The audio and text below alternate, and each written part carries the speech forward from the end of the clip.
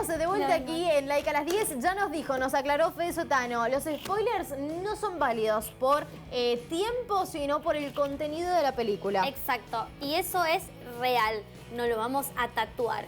Si hay alguna película de algún director, Siempre directora o alguna película exactamente que tiene algunas críticas o muchas críticas positivas, etcétera, etcétera, y que pertenece al patrimonio de la humanidad, no se puede spoilear. No, chicos. Fin. No. Pero nadie se va a enojar si le spoilean tal vez Luca de Disney y Pixar. No, vos me spoileás Luca de Disney y yo me voy. Te dejo sola. Ya la vi.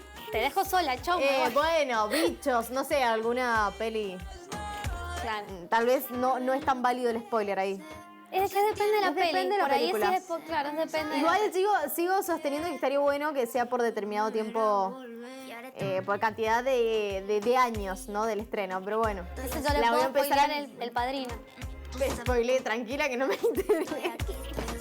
Bueno, vamos a hablar de economía porque nuestra productora se va a enojar. Sí. José Vargas con nosotros que ya está del otro lado. José, ¿cómo estás? Buenos días, ¿cómo les va? Bien, todo bien. Discusiones filosóficas aquí. Sí, totalmente. Usted vio El Padrino, ¿verdad? Sí, por supuesto. Bien, entonces a mí me spoilearían nada más. No te vamos a spoilear. Bueno, No. podría vivir igual. Bueno. José, ahora sí tenemos que irnos directamente de la economía. Tenemos que hablar de las últimas cifras y datos que se han conocido por parte del INDEC, porque tenemos que hablar de que lamentablemente 4 de cada 10 personas, 4 de cada 10 argentinos son pobres aquí en la Argentina. Sí, un dato malo, un dato crudo, un dato negativo, porque estamos hablando de una variable que es social, que golpea a la mayoría de los argentinos, los índices de pobreza, los índices de indigencia, que en los últimos años ha crecido de manera considerable. Ya hablar de 4 de cada 10, estamos hablando que el 40 o un poco más del 40% de la población es pobre.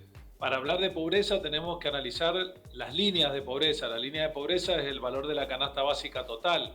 Es decir, que hay 4 de cada 10 personas que no cubren sus necesidades básicas mínimas. Es decir, no cubren la alimentación, la vivienda, la atención médica, la educación, el transporte. No alcanzan a cubrirlo y por lo tanto son consideradas pobres. Es un dato malo y que lamentablemente puede empeorar teniendo en cuenta las condiciones que estamos viviendo.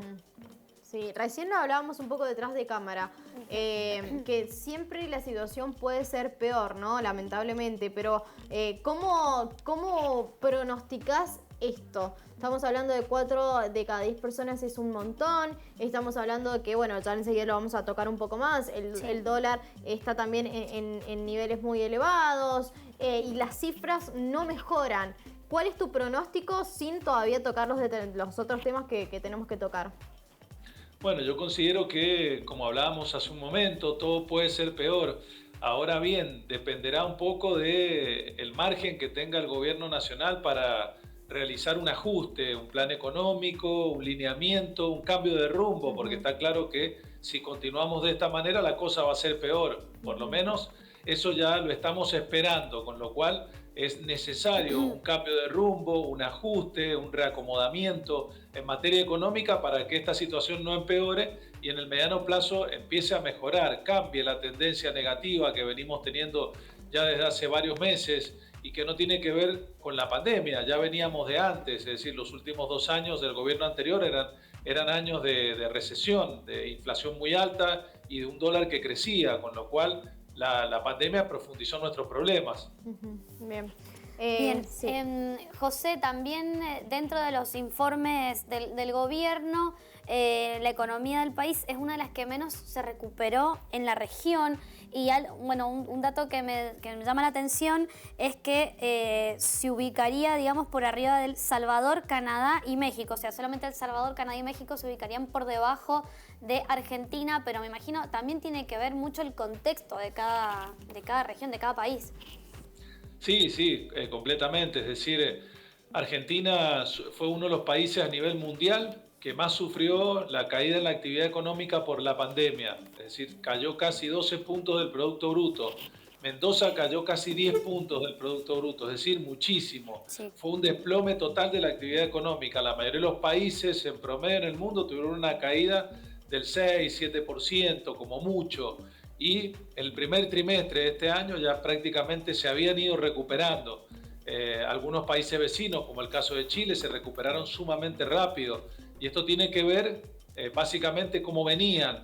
La mayoría de los países venían con cierto equilibrio, no tenían demasiada inflación, tenían sus cuentas ordenadas. Entonces la pandemia los agarró, les hizo caer la actividad económica porque a todos los países los afectó, pero al tener una economía más sana, salen más rápido de esta situación.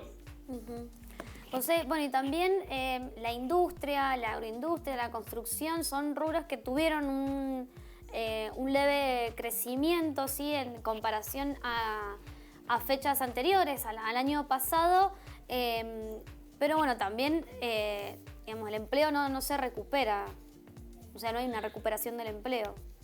Claro, en estos números siempre hay que tomarlos con cuidado, porque las comparaciones interanuales, como decíamos recién, son comparaciones con un 2020 que fue muy malo. Claro. Es decir, no había actividad económica, las flexibilizaciones eran muy pocas, la posibilidad de poder circular era escasa, la posibilidad de trabajar también, con lo cual cualquier número que comparemos este año con el anterior nos va a dar mucho mejor. Entonces uno tiene que evaluar la evolución en lo que va del año con respecto a la construcción, con respecto a la industria, con respecto al comercio. Hemos visto en los últimos, yo diría, 3 o 4 meses que hay distintos sectores que han ido levemente mejorando, pero tampoco es que haya una mejora consistente. Esto tampoco se traduce en el sector del empleo, porque ningún sector productivo puede considerar que esta leve mejora se va a mantener en el tiempo. No sabemos qué puede pasar en diciembre, qué va a hacer el gobierno, qué va a pasar con el dólar, qué va a seguir pasando con los precios. Entonces, en ese sentido, tomar más personal puede ser un riesgo. Bien. José, ahora tenemos que hablar también de otra de las noticias o lo que se habló esta semana, que es de la suba del dólar blue a días previos, ¿no?, de las elecciones legislativas de este 14 de noviembre. Demos el panorama, si te parece, de esta semana y post elecciones, qué va a pasar o qué pronósticos hay. Bueno, con el dólar venimos viendo día a día que roza los 200 pesos. En la jornada de ayer el dólar blue llegó a los 200 pesos, pero hubo una intervención indirecta del Banco Central y lo dejó en los 199,5. Es decir, el Banco Central de manera indirecta interviene en los mercados financieros vendiendo dólares relativamente más baratos para que muchos hagan el dólar puré. Compren barato y vayan a vender más caro al blue y se hagan una diferencia. Entonces genera que el blue no siga subiendo tanto, pero hay incertidumbre, hay temor, hay cautela. Entonces muchos se quieren reservar sus dólares y quedar tranquilos, teniendo en cuenta que en el mercado oficial hay un cepo, hay una restricción, más de 200 dólares no se pueden comprar por este cupo, y además porque todos estimamos que a partir de diciembre tiene que haber un reacomodamiento en el tipo de cambio.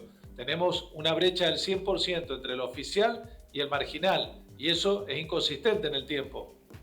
Bien. Sí. Ahí se nos congeló. José, sí. ¿nos escuchás? Sí, perfecto. Justo la imagen Bien. se nos había congelado. Después, entonces, vos, el pronóstico en diciembre es que se acomode la divisa, que se acomode el dólar en el mercado. ¿Esto va a pasar? Sí, se tiene que acomodar de una manera o de otra. O lo acomoda el Banco Central y el gobierno, o lo acomoda el mercado de una manera más salvaje. Calculo que no lo va a hacer el mismo lunes, mismo lunes 15, la semana que viene, pero seguramente las últimas semanas de noviembre, yo diría durante el mes de diciembre, va a ser fundamental para que el oficial se empiece a acomodar hacia arriba, claro, para que esta brecha no sea tan grande. Claro, eso te iba a preguntar, hacia arriba, o sea, va a ir acomodando más a lo que es el precio del dólar, claro, del dólar blue. Sí, no creo que el oficial llegue a los 200, pero seguramente un 20%, es decir, 20 o 30 pesos puede llegar a acomodarse en lo que es todo el transcurso del verano. No sé si lo van a hacer de golpe, lo van a ir haciendo en cuotas, de manera pausada, pero sí o sí lo tienen que ir acomodando, porque durante todo el año prácticamente no se movió y el resto de los precios subieron. Claro. Bien. José, teniendo en cuenta el congelamiento de precios, la regulación de los precios en los medicamentos, ¿cómo ves la situación post elecciones respecto a esto, teniendo en cuenta que es fin de año, que se viene, bueno, también un 2022 bastante movido?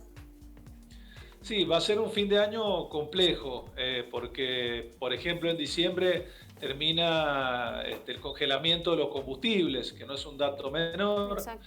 De las tarifas de servicios públicos a nivel nacional también terminan en cuanto al congelamiento. Los primeros días de enero termina el congelamiento de los 1.400 productos alimenticios, más los medicamentos, que todavía no sabemos si realmente va a ser efectivo porque se firmó hace un par de horas nomás. Todos esos congelamientos terminan. Entonces, sumado a lo que puede pasar con el dólar, podemos tener un diciembre-enero muy movido en materia económica. Bueno, nada, a seguir. Bueno, después de este panorama, José, ¿cuál es el consejo? Necesitamos el consejo un es sí.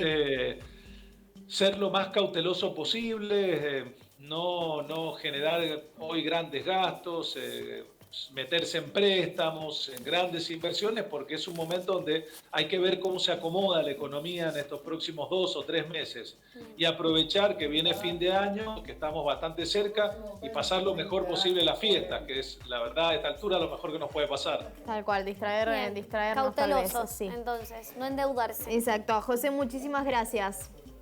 Gracias, como siempre, hasta la semana que viene. Un abrazo. Un genio, siempre atento, José, aquí en Laica a las 10 y obviamente siempre muy bueno, ¿no? Explicando y dándonos consejos para esta situación, que no es nada sencilla Hermoso el panorama. para el fin de año. Qué lindo.